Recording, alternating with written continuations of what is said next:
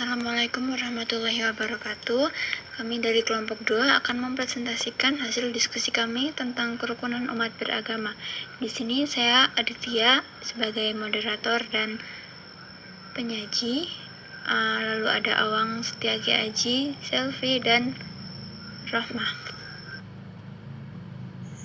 Selanjutnya, saya Awang Setiagi Aji, NIM akhir 062, izin melanjutkan presentasi. Misi perdamaian dan kerahmatan Islam. Kata Islam berarti damai, selamat, sejahtera, taat, dan patuh. Pengertian tersebut menunjukkan bahwa agama Islam adalah agama yang mengandung ajaran untuk menciptakan kedamaian, keselamatan, dan kesejahteraan kehidupan umat manusia pada khususnya, dan semua makhluk Allah pada umumnya.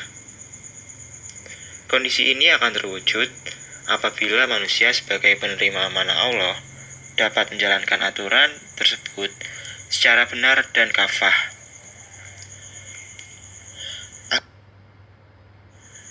Ajaran Islam memiliki karakteristik antara lain. Yang pertama, inti ajarannya adalah tauhidullah dan seluruh ajarannya mencerminkan ketauhidan Allah tersebut. Yang kedua, sesuai dengan fitrah hidup manusia. Artinya, ajaran Islam mengandung petunjuk yang sesuai dengan sifat dasar manusia, baik dari aspek keyakinan, perasaan, maupun pemikiran. Sesuai dengan kebutuhan hidup manusia, memberikan manfaat tanpa menimbulkan komplikasi, dan menempatkan manusia dalam posisi yang benar. Kondisi itu ditegaskan oleh Allah dalam Quran Surat Al-Rum ayat 30.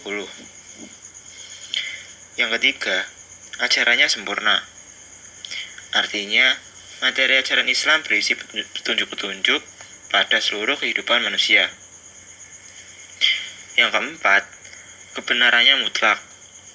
Artinya, kebenaran itu dapat dipahami karena ajaran Islam berasal dari Allah yang Maha Benar, dan dapat pula dipahami melalui bukti-bukti material yang serta bukti realnya. Karena itu, Allah mengingatkan agar manusia tidak meragukan kebenarannya, sebagaimana difirmankan dalam Quran Surat Al-Baqarah ayat 147. Yang kelima, mengajarkan keseimbangan dalam berbagai aspek kehidupan. Sekalipun menurut ajaran Islam, manusia diciptakan hanya untuk beribadah kepada Allah, tetapi nilai ibadah manusia terdapat pada seluruh aspek kehidupan, dan manusia harus memperhatikan berbagai aspek-aspek kepentingan dalam hidupnya, sebagaimana Allah sebutkan dalam Quran Surat Al-Qasas ayat 77.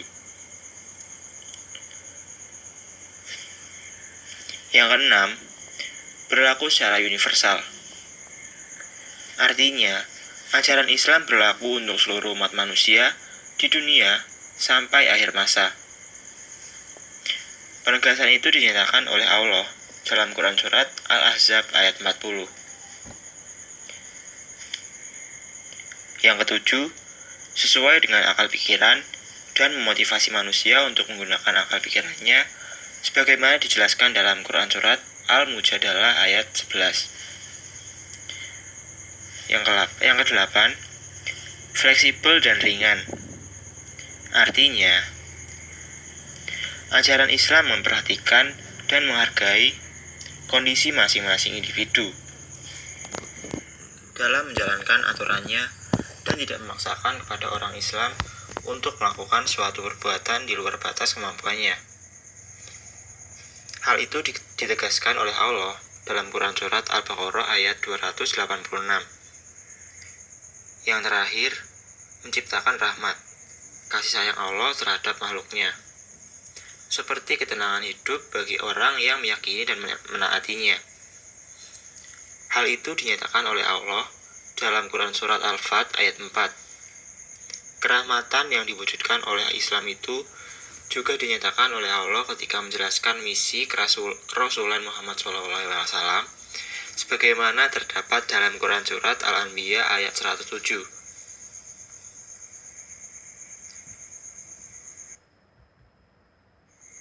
Ketika Islam mulai disampaikan oleh Rasulullah SAW kepada masyarakat Arab, dan beliau mengajak masyarakat untuk menerima dan menaati aturan tersebut, tanggapan yang mereka sampaikan kepada Rasulullah adalah sikap yang heran, aneh, dan ganjil.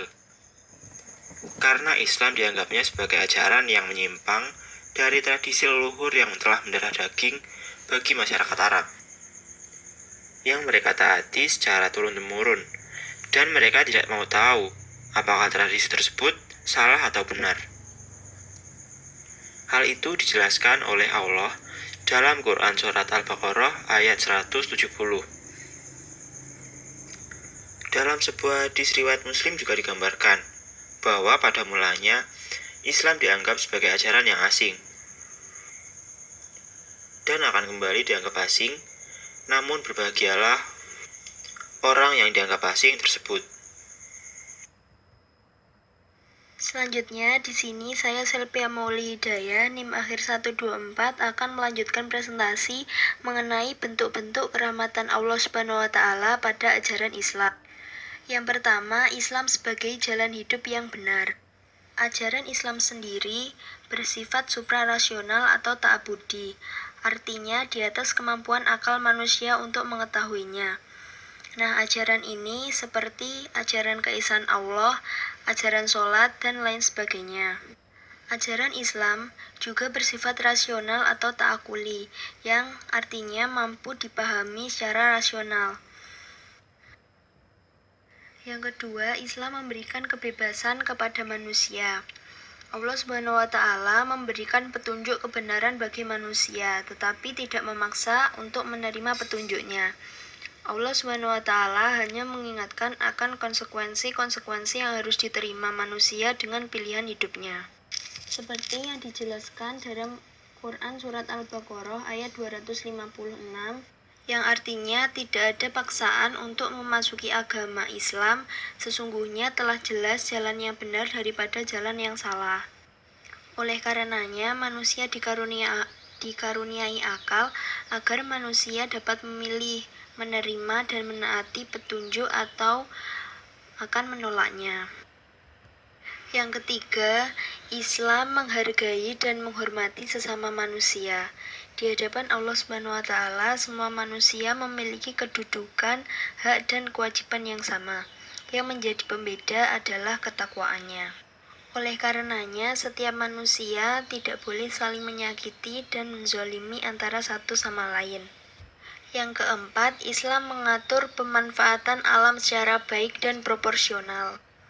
Allah mengingatkan bahwa kerusakan yang terjadi di alam ini diakibatkan oleh perbuatan manusia yang tidak terkontrol dan akibatnya akan menyengsarakan hidup manusia juga. Begitu juga dengan pemanfaatan daging hewan.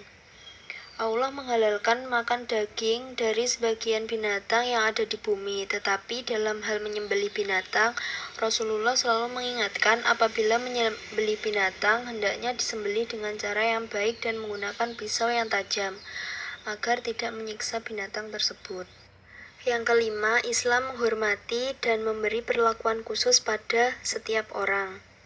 Misalnya, orang yang bepergian jauh di bulan Ramadan diberikan dispensasi untuk berbuka.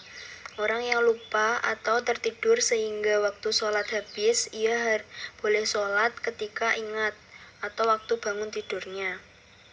Islam juga menghormati pilihan bebas manusia untuk menentukan keyakinannya sendiri. Oleh karena itu, terhadap sesama manusia tidak boleh saling memusuhi. Yang selanjutnya ada makna ukhuwah Islamiyah dan ukhuwah insaniyah. Ukhuwah sendiri berarti persaudaraan. Maksudnya adalah adanya perasaan simpati dan empati antara dua orang atau lebih. Ukhuwah Islamiyah sendiri berarti persaudaraan antara umat Islam. Sedangkan ukhuwah insaniyah adalah persaudaraan antar semua umat tanpa membedakan agama. Ukhuwah Islamiyah. Persaudaraan secara muslim berarti saling menghormati dan saling menghargai sebagai sifat dasar kemanusiaan, sehingga tidak menjadi penghalang untuk saling menolong. Agama Islam memberi petunjuk yang jelas untuk menjaga agar persaudaraan sesama muslim dapat terjalin dengan baik sebagaimana dijelaskan pada Al-Quran Surah Al-Hujurat ayat 10-12 yang artinya sesungguhnya ukhuwah insaniyah, konsep persaudaraan sesama manusia dilandasi oleh ajaran bahwa semua umat manusia adalah makhluk Allah Subhanahu wa taala. Sekalipun Allah Subhanahu wa taala memberi petunjuk kebenaran melalui ajaran Islam, tetapi Allah Subhanahu wa taala juga memberikan kebebasan kepada setiap manusia untuk memilih jalan hidupnya berdasarkan pemikiran rasionalnya. Prinsip kebebasan itu menghalangi pemaksaan suatu agama oleh otoritas manusia manapun. Bahkan Rasul pun dilarang melakukannya. Sebagaimana firman Allah dalam surat Yunus ayat 99 yang artinya, dan jikalau Tuhanmu menghendaki, tentulah beriman semua orang yang ada di muka bumi seluruhnya. Maka apakah kamu hendak memaksa manusia supaya mereka menjadi orang-orang yang beriman semuanya? Saya Nur Rahma Wijayanti, NIM akhir 126, akan menjelaskan mengenai penyebab timbulnya ketegangan intern umat beragama, antar umat beragama, serta antar umat beragama dengan pemerintah. Nah, penyebab-penyebab tersebut antara lain yang pertama, yaitu sifat dari masing-masing agama yang mengandung tugas dakwah atau misi. Jadi, maksudnya di sini adalah setiap agama memiliki tugas dakwah atau misinya masing-masing. Sehingga sangat dimungkinkan antara misi agama satu dengan yang lain itu berbeda, sehingga hal ini bisa memberikan peluang yang besar untuk menimbulkan ketegangan intern. Yang kedua, kurangnya pengetahuan para pemeluk agama akan agamanya dan agama lain. Nah, hal ini mungkin dapat dicontohkan banyak kejadian orang yang mungkin kurang memahami akan agamanya, namun mereka sudah merasa paham betul tentang agamanya. Seperti banyaknya penyebaran isu-isu agama, namun yang agak melenceng dari syariat agama. Kemudian yang ketiga, para pemeluk agama tidak mampu menahan diri, kurang menghormati dan menganggap agama lain, serta kaburnya batas antara sikap memegang teguh keyakinan agama dan toleransi antar umat. Hal ini, kedua poin ini dapat dicontohkan pada kasusnya Bapak Basuki Cahayapurnama, yang waktu itu beliau dihukum karena penistaan agama. Nah, hal ini tuh sebenarnya masuk ke dalam kaburnya batas antara sikap memegang teguh keyakinan agama dan toleransi agama. Nah, sehingga pada waktu itu terjadi ketegangan intern antar umat beragama. Nah, kemudian untuk meminimalisir terjadinya ketegangan intern dalam beragama, ada peranan pemimpin dan tokoh agama dalam pembinaan umat beragama. Yang pertama, yaitu menerjemahkan nilai-nilai dan norma-norma agama dalam kehidupan masyarakat. Kemudian, menerjemahkan gagasan-gagasan pembangunan ke dalam bahasa yang dapat dimengerti oleh masyarakat.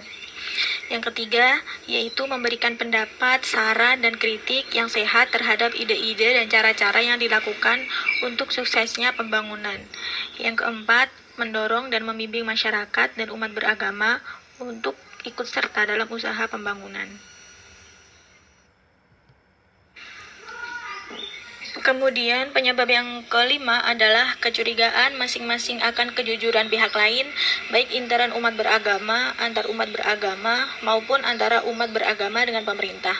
Serta yang terakhir adalah kurangnya saling pengertian dalam menghadapi perbedaan pendapat, baik itu antar intern umat beragama, antar umat beragama, maupun antara umat beragama dengan pemerintah. Perbedaan agama yang terjadi di antara umat manusia ini merupakan konsekuensi dari kebebasan yang telah diberikan oleh Allah Subhanahu wa taala. Jadi, dari perbedaan agama tersebut seharusnya tidak menjadi penghalang bagi manusia untuk saling berinteraksi sosial dan saling membantu sepanjang masih dalam koridor kemanusiaan. Dari segi akidah, setiap orang yang tidak mau menerima Islam sebagai agamanya itu disebut sebagai kafir atau non-muslim. Nah, kata kafir ini berarti orang yang menolak, yang tidak mau menerima atau menaati aturan Allah yang diwujudkan kepada manusia melalui ajaran Islam. Nah, hal ini dijelaskan dalam surat Al-Baqarah ayat 34 yang artinya, dan ingatlah ketika kami berfirman kepada malaikat, sujudlah kamu kepada Adam, maka sujudlah mereka kecuali iblis. Ia enggan dan takabur, dan adalah ia termasuk golongan orang-orang yang kafir. Jadi orang kafir di sini disebutkan bahwa orang yang tidak mau menerima Islam sebagai agamanya, atau disebut juga sebagai non-muslim. Ketika zaman Rasulullah SAW mulai menyampaikan ajaran Islam kepada masyarakat Arab, sebagian dari mereka ada yang mau menerima dan ada pula yang menolak. Nah, bagian yang menolak inilah yang disebut sebagai kafir. Pada zaman dulu mereka terdiri dari orang-orang yang musyrik, yang menyembah berhala, yang disebut juga sebagai orang wasani, kemudian orang-orang ahli kitab, baik orang Yahudi maupun Nasrani. Kemudian orang kafir ini dibagi menjadi dua. Yang pertama kafir harbi dan kafir dhimmi. Kafir harbi ini merupakan orang kafir yang mengganggu, menyakiti, dan memusuhi orang Islam. Nah, kafir harbi ini wajib untuk kita perangi atau kita musuhi. Yang kedua yaitu kafir dhimmi, yaitu merupakan orang kafir yang hidup rukun dengan orang Islam. Nah, contohnya ketika dalam suatu negara terdapat banyak agama seperti di Indonesia, nah itu bisa digolongkan sebagai kafir dhimmi karena mereka dapat hidup rukun dengan kita meskipun ada perbedaan agama. Kemudian perintah untuk memerangi orang kafir tersebut sudah dijelaskan dalam surat At-Taubah ayat 29, yang artinya perangilah orang-orang yang tidak beriman kepada Allah dan tidak pula kepada hari kemudian, dan mereka tidak mengharamkan apa yang telah diharamkan oleh Allah dan Rasul-Nya, dan seterusnya. Kemudian kebersamaan dalam pluralitas agama. Nah, pluralitas agama ini merupakan fenomena nyata yang ada dalam sistem kehidupan dan merupakan hukum alam atau sunnatullah yang tidak dapat terelakkan. Nah, untuk menghadapi kebersamaan dalam pluralitas agama ini, perlu adanya keterlibatan aktif dalam pluralitas agar dapat berinteraksi positif dengan lingkungan. Hal ini telah dicontohkan oleh Rasulullah SAW, yang mana ketika beliau dengan para sahabat mengawali hidup di Madinah setelah hijrah, Rasulullah mengikat perjanjian dengan penduduk Madinah, yang terdiri dari orang-orang kafir dan muslim, untuk saling membantu dan menjaga keamanan kota Madinah dari gangguan. Kemudian, dalam mewujudkan kerukunan dan kebersamaan dalam pluralitas agama, sudah dijelaskan dalam surat An-Nahl ayat 125, yang menganjurkan dialog dengan baik. Nah, dialog dengan baik ini berarti seorang muslim hendaknya menghindari untuk mengklaim dirinya sebagai seseorang yang berada pihak yang benar, tapi dengan menunjukkan bukti-bukti konkret sehingga yang lain bisa melihat kenyataan akan kebenaran Islam. Nah, dialog ini dianjurkan untuk saling mengenal dan saling menimba pengetahuan tentang agama kepada mitra dialog, sehingga dapat mengimplementasikan kerukunan dan kebersamaan dalam pluralitas agama.